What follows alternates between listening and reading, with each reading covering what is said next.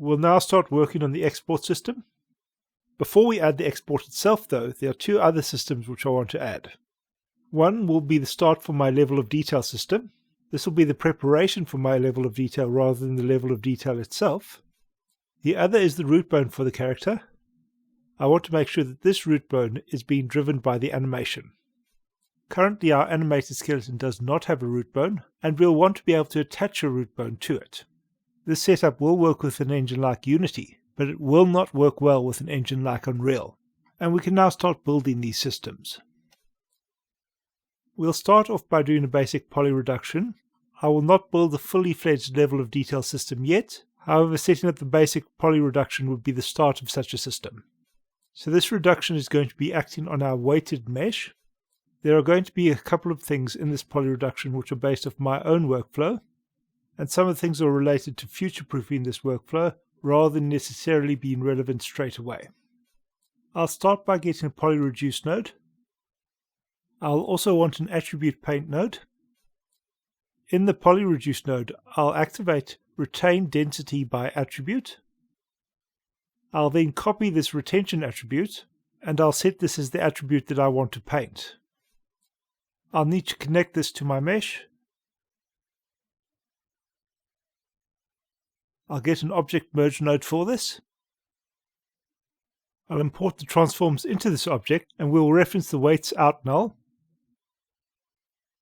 In the attribute paint node, I'll want to make sure that symmetry is activated.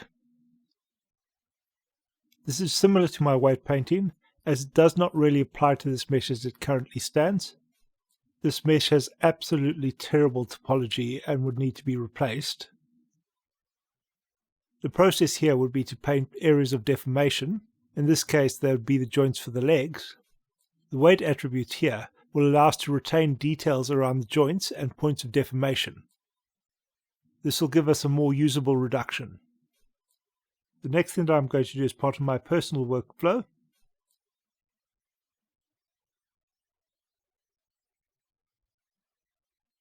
I'm going to edit the parameter interface of the poly reduce node. I'll add an integer parameter to the interface. I'll call this parameter count. This parameter will be used to set my polygon reduction. I'll set the range. The bottom of the range will be locked at 1, and this will go up to an unlocked 5000. I will turn on preserve quads for now, as this does a better job of retaining symmetry. This will apply to the higher detail versions of the mesh. For the low detail versions of this mesh, I want to make sure that the mesh is only using triangles. I'll then make sure we're setting the output polygon count. This will give a more accurate control of the number of triangles in this mesh, although the accuracy here is limited, and you can only really get accurate results when using triangles. Then instead of setting the number to keep directly, I'm going to set it with the count value. This will be set with the relative reference, and I'll then multiply this value by 16. This step is part of possible future workflows based off mesh shaders. With mesh shaders, we'd be looking to subdivide our mesh into meshlets. These meshlets would generally contain 64 triangles or 128 triangles, although there are specific differences between AMD and NVIDIA in how they handle this.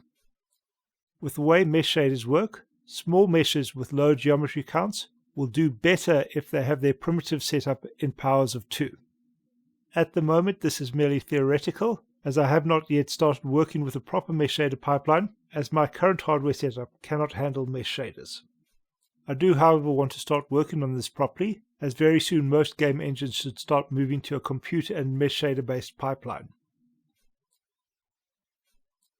One thing that I will do is I'll up the weight for the retention. In this case I'll just set it to 8. And this will guarantee that I have better topology around the joints. One of the advantages of doing the topology in this way is that I maintain my attributes. I can plug the result of the poly reduce into the bone deform node, and my character will still deform correctly.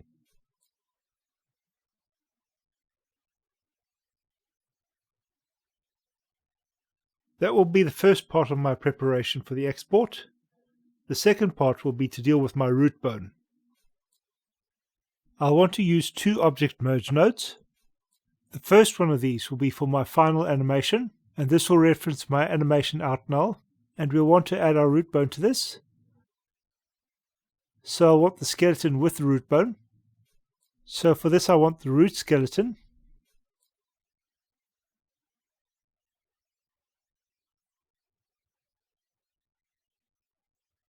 We'll merge these two nodes together. However, we have too many bones from our original skeleton. In this case we only want the root, so I'll get the delete joints node. I'll select the root and I'll delete the non-selected joints. I'll then want to create my solver, and I'll do this with the rig attribute VOP. This solver will move the root node and it will be moved in relation to the hips. We'll start with the set point transform node. We'll also need a get point transform node. And we'll want to get our center of gravity and our root. I'll start by getting the root bone. This will also be the point that we are setting. I'll then duplicate this node, and we'll want to get the center of gravity. We can use this to set the transform for our root. I'll add a null to make sure that my display is occurring after the solver is completed. The visualization for the name can then be activated as well. We can now modify the transform for the root bone. I'll start with a vector 4 to matrix node. We'll also need a matrix to vector 4 node. So I want to set the position using my center of gravity, but I want the transform for the root to remain the same. I'll connect the matrix to vector 4 node to both of the get point transform nodes. So I'll set the rotation from the root using the first three vectors from the root matrix. This will mean that the rotation is not changing. The position of the root bone will now be set by the center of gravity. The root bone and the center of gravity still share the same position, and this is not exactly what we want.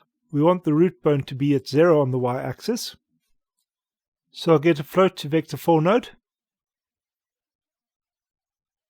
And I'll get a vector 4 to float node.